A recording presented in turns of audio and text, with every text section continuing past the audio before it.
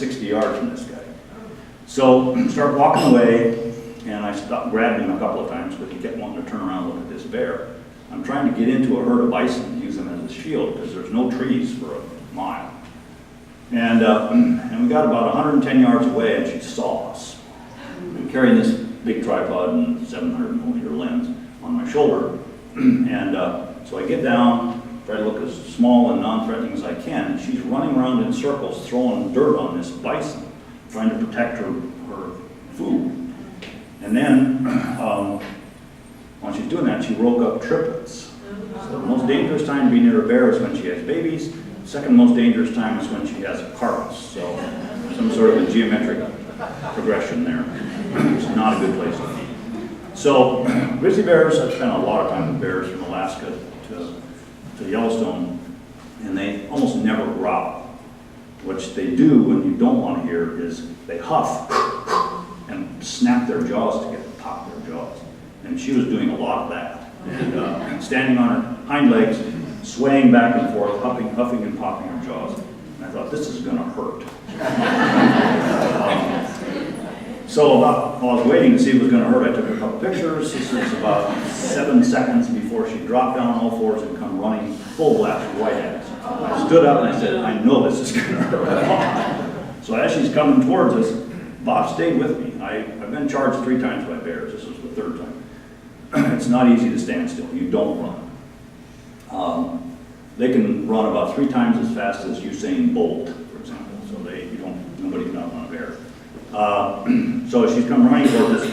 I stand up, Bob stands up, and he's a little wider than I am, a little shorter. And stood right beside me. Here she comes, and I figure, okay, at about from here to the other side of the room here, you put my arms in the air, try to look as tall as you can, and then she gets to about there, you drop down, cover up your back of your neck, curl up, protect your belly, and hope she chewed on Bob instead. She got about halfway to us, and again, we looked like one thing, I think.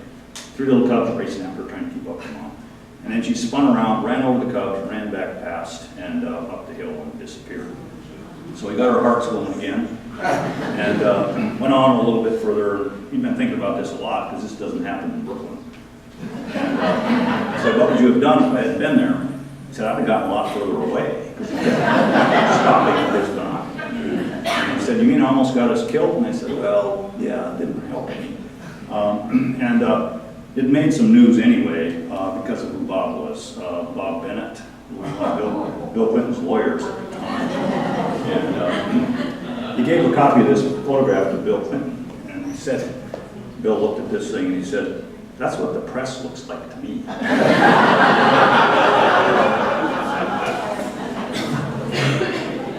This is a grizzly bear that I wanted to photograph. She was sort of like 264, not the same bear.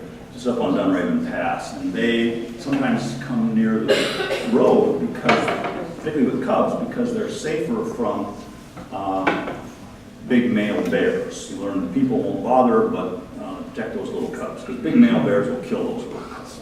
So she came up near us, sat down, and nursed her cub. This is a print outside. This is a male on the back, and a female sitting down there. Very affectionate during the mating season, which is June. Morning fog, blacktail ponds. These are sandhill cranes at a nest, and this is kind of muddy, boggy place. And I was looking at them, and one on the right there was pulling mud up and kind of building this nest around herself. And I was kind of speculating, I wonder which one's the female. And then she stood up sort of half like this, and then stood up and she laid an egg. Then I knew which one was the female. Western grebe migrants. It's great blue heron. I have those down here as well. These are avocets. Migrants, again, through Yellowstone Park in the springtime. They don't nest in the Yellowstone area, but they go further north. These are trumpeter swan with 5 cygnets. Again, Yellowstone is very important to the survival of these birds over the years. This is my Valentine's Day card. and beautiful bird. They have about a 7-foot wingspan. My fingertip to fingertip is 6 feet. And it's a beautiful call. Here they are running off to take off. In the wintertime along the Yellowstone River, directing the choir. We have another large white bird in Yellowstone too. They winter down here, the American white pelican. We also have the brown pelican here in Texas. There's one in the river, Yellowstone River. This is a Steller's jay. Look, you have blue jays down here, we have a shrub jay. They're about the same. They're related to the ravens and magpies and crows. This is a raven removing a chunk of ice off his toenail. This is a bald eagle was perched on this branch here, and ravens, of course, pretty bright. They watch coyotes, they watch bears, they watch wolves, looking for a meal to steal from somebody else. So they flew over there to see what the eagle was watching, and the eagle wasn't watching anything. And so they realized that. And they started goofing around, making all kinds of racket. And the eagle got disgusted at them and flew away. Bald eagle taking a bath. This is our national symbol as well. This is a baby bald eagle.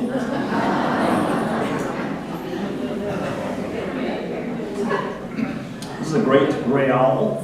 He's got a pocket gopher under his chin there. This is in October of '88. Huge fire complex, as you may remember, in the summer of '88 in Yellowstone Park. It was great hunting for a while when it burned all the grass off, so the rodents had no protection. This is a sharp-shinned hawk, small raptor. This is the smallest falcon, a kestrel. This is interesting little story here. On the upper left, you can see the male of this bird. It's called, the book calls it a yellow-headed blackbird. I think it's a black-bodied yellowbird. So that's the adult male on the upper left.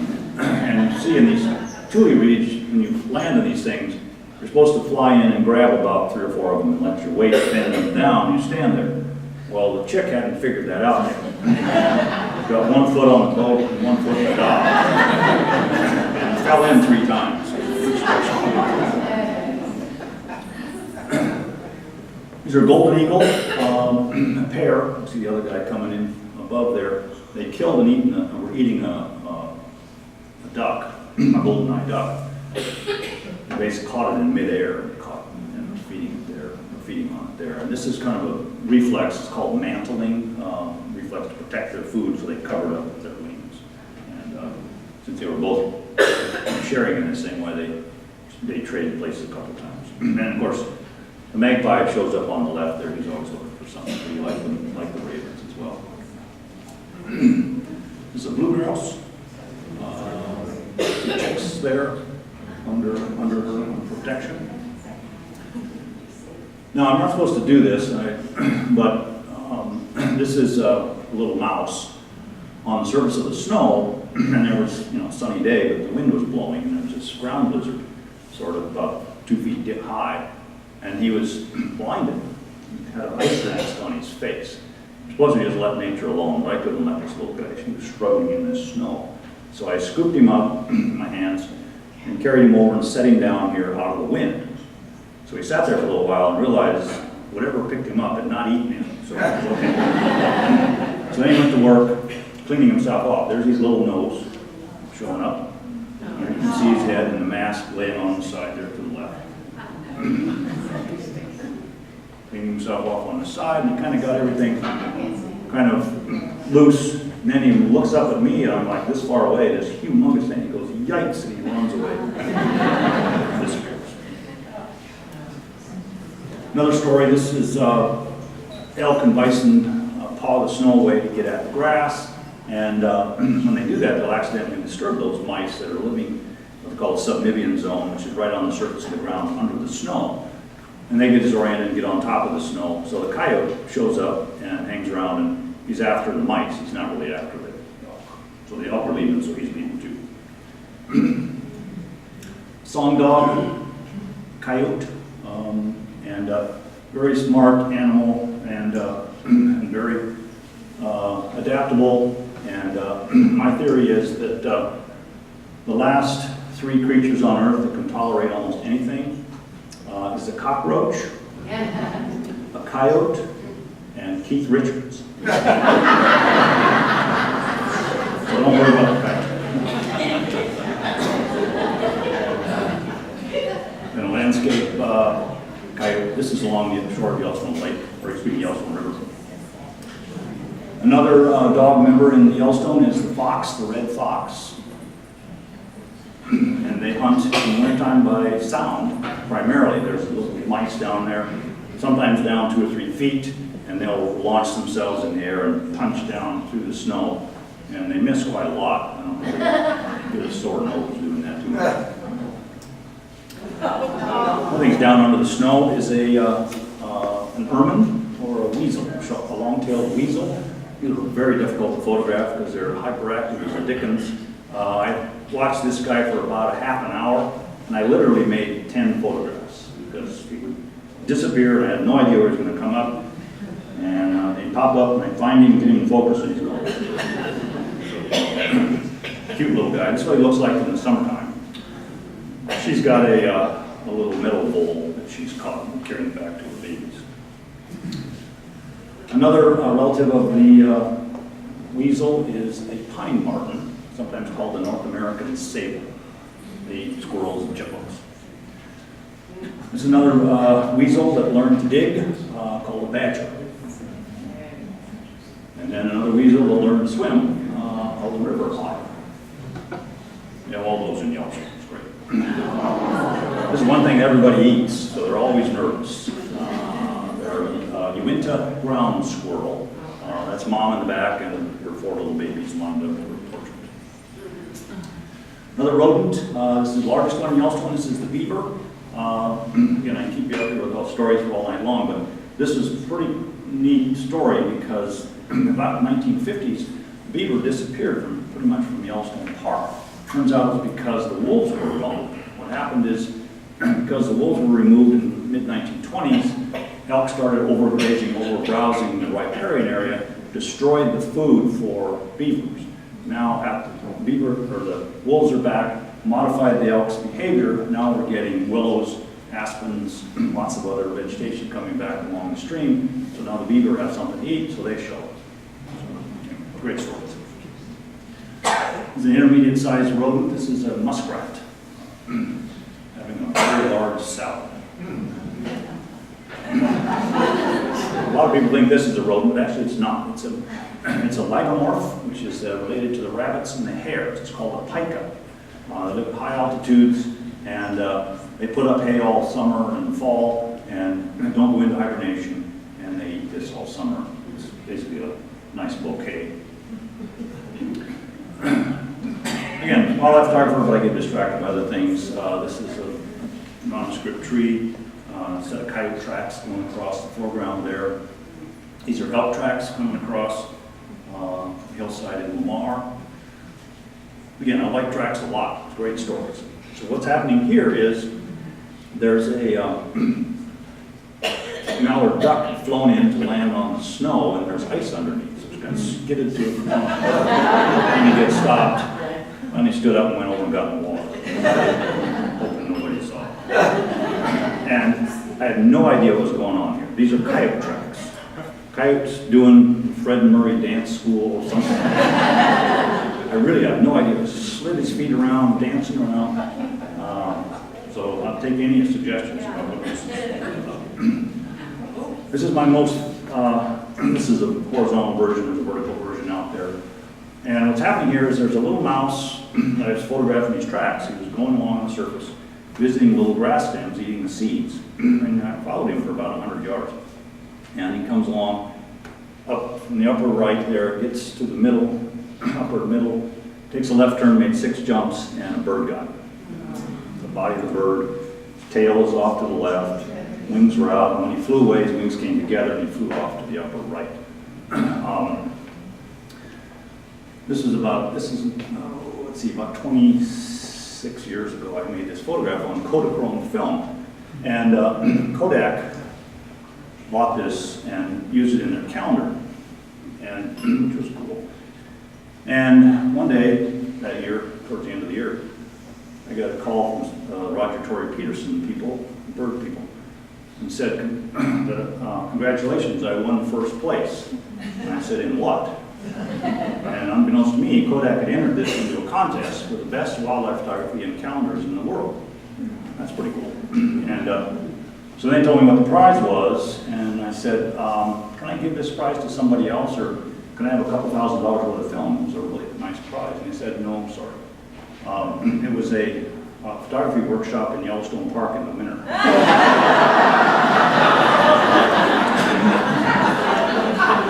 So they gave me a little brass medal instead. Again, grasses, frost, different kind of grass, different kind of season. I wish my backyard wildflowers looked this pretty. This is Lamar in July. A pasque flower, a wild crocus. It's called a royal blue butterfly. There's about 6 species of blue butterflies in Yellowstone. They're about a little bigger than your fingernail. They're really tiny little guys. They're after they're eating or drinking water in the soap-saturated log. This is a damselfly, a dragonfly. It's one of my favorite spiders. It's called a crab spider. They don't build a web at all. They change color, like a chameleon. This guy's on a yellow flower, so he turns yellow. He moves to a white flower, he'll turn white. And they just hang out at the edge of these flowers and wait for mosquitoes and flies to show up, and they jump out and catch them. This is 2 years after the fires of '88. Lots of burned, standing burned timber, fireweed in the foreground. These are wild rosebuds. This is a wild raspberry. I ate it right after I took this picture. Lichens, beautiful creatures that live all over rocks in Yellowstone. This is the state flower of Montana, the bitterroot. Beautiful flower up on Dunraven Pass, pretty rare flower there. It's called the silky Phacelia. This is in Lamar, sunset. Beautiful, big rolling hills and just a nice cloud in the background. There's another shot of Electric Peak in the fall. Timber in the fall, aspens, beautiful white trunks and yellow and gold leaves. This is early winter. You can see a few little yellow leaves in the upper right there. This is the West Thumb Geyser Basin, looking east across Yellowstone Lake. It's about 30 miles to the Absaroka Mountains in the far distance. Fog, even at 20 below zero, we have fog sometimes. Beautiful stuff. Morning fog in fall. Lower falls, or below the lower falls in the canyon. Right at the base of the falls, that mist in the lower right corner is from mist from the falls itself. Abstracts of trees that were killed by thermals and minerals in the water through capillary action is pulled up into the trees and sort of petrifies them. They're called body socks trees from a fashion statement a few years back. That's the body sock trees in the wintertime. This is about 2 years after the fires of '88, burned area. Just wonderful abstract shapes and shadows and vertical lines. You can't take this picture at all now. All these trees have fallen down, and you now have hundreds of live trees about 10, 15 feet tall there instead. A little nondescript tree at sunrise. Lamar Valley in the wintertime. And I like trees a lot. Some junipers right in Mammoth. Lamar again, fog in the morning. It's just magic stuff. But you're looking at a lot colder than it is out here today. 20, 30, 40 below zero. And fog's great as long as it leaves about 10 o'clock, goes away. This is below us, a drift, wind blowing the stuff off the top, and I'm looking straight up at this drift, and snow swirling around above my head. Similar kind of situation looking down on a drift. This isn't the same one. It's up on top of Specimen Ridge. This drift is about 30 feet high. Look in the back, that vertical blue stuff is a wall of snow, which you don't go there. You'll trigger an avalanche and probably die. And in places where there isn't much wind, these are rocks about twice the size of the chairs you're sitting on, covered with 3 or 4 feet of snow. And I call these snow pillows, and wonderful abstract shapes. People look at this and they see something besides snow. That's your imagination. Now, the largest dog in the park is the wolf. This is one of the druid wolves. If you watch or follow the wolf story in Yellowstone, very famous wolf pack. And just magic. I mean, just hearing them alone is just as exciting, I think, as to see them. And they've done very well. Long story about the wolf introduction, very, very important ecological story. Probably, I think, setting Yellowstone Park aside, established precedent for around the world, not for national parks, but for preserving wild land and a place for wildlife to live. So Yellowstone has been a nursery for lots of creatures, and it's basically a nursery for wolves now. Young druid stretching. Also one of the druids. Now this is a feature ahead of the Lamar River, so it's like Utah, called Hoodoos. And it's shot in the middle of the night, actually. These little streaks in the sky are star tracks. It's about a 10 or 15 minute long exposure. It's pretty much dark. Tim Cahill and I were doing a project for National Geographic, and I just love these shapes. So opened up the camera, and he had one flashlight and I had 2. So he's painting, standing in the picture, painting this flashlight up and down on the rocks. I had 2, one in each hand, 2 different colored flashlights. Lightning. There's some lightning in the center. There's something that you don't see at all, but it exists. This is a set of star tracks. This is about a 6-hour long exposure. And the North Star is that brightest stuff on the far left, and it appears to rotate around that North Star. Another photograph that's very difficult to get, star tracks in the sky there too. This is a moonbow. This is a rainbow shot at 1 o'clock in the middle of the night. And the rainbow came from the light of the full moon. So that exposure is about 1 minute long. This is a traditional rainbow. This is Tower Fall. Firehole Falls. Again, lots of waterfalls in Yellowstone, lots of water in Yellowstone. This is the Beckler River waterfall, a pair of them called the Colonnade Falls. Much of them have not any names. They're pretty remote backcountry stuff. This one doesn't have a name at all, but it's a beautiful waterfall. This is the south end of Yellowstone Lake, Apsroka Mountains and Sunset. Same place, only moonrise, coming up over Coulter Peak. Well, not over Coulter Peak. Coulter Peak's on the far left. This is shot in the middle of the night as well. I don't seem to get much sleep when I'm out there again. That's a moon in the sky, shot about 11 o'clock at night. Again, a long exposure, about a 40-second exposure. That cloud bank in the middle there is lit internally by lightning, flickering, making that glow internally. Sunset, Apsroka Mountains, more abstracts than Lamar. There's a jackrabbit, very relaxed jackrabbit. A few silly ones at the end here. This is grizzly bear, just shaking his head. His ears got full of water, just shaking water on his ear. Circus elk. There's a great gray owl. Afraid I'm going to steal his mouse from him. He's got a mouse on the other side. Very happy bear. One of 264's cubs, actually.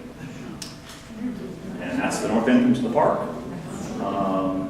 Again, no Photoshop at all. That's straight. Bring you that's paradise through that gate. Thank you very much.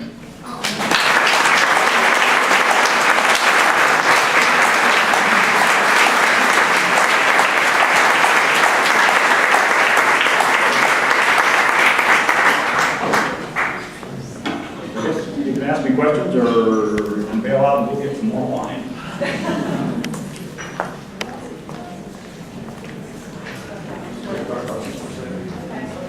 Photographs for sale? Yes, my photograph, I'm a lousy marketer. Yeah, my photographs for sale. You can get, my website, I think, is available on some of the stuff Bernie put out, and I'm sort of like bacteria. You can Google me, I'm pretty easy to find. What would you say is the best way to see the park? Your experience? Park the car and get off the road. Just go out and get off. In the summertime, if you get a quarter of a mile from the road, it's pretty much your park. I've skied across Yellowstone Park twice, one time solo, when I was back in the backcountry, pretty extreme, but about 3 days out, in the middle of the day, I stopped, had a snack. I was standing there, and I heard this faint pumping sound. I listened again, and I realized it was my own heart. So quiet, I could hear my heart beating the rest of the trip in my sleeping bag, which I decided was a good thing.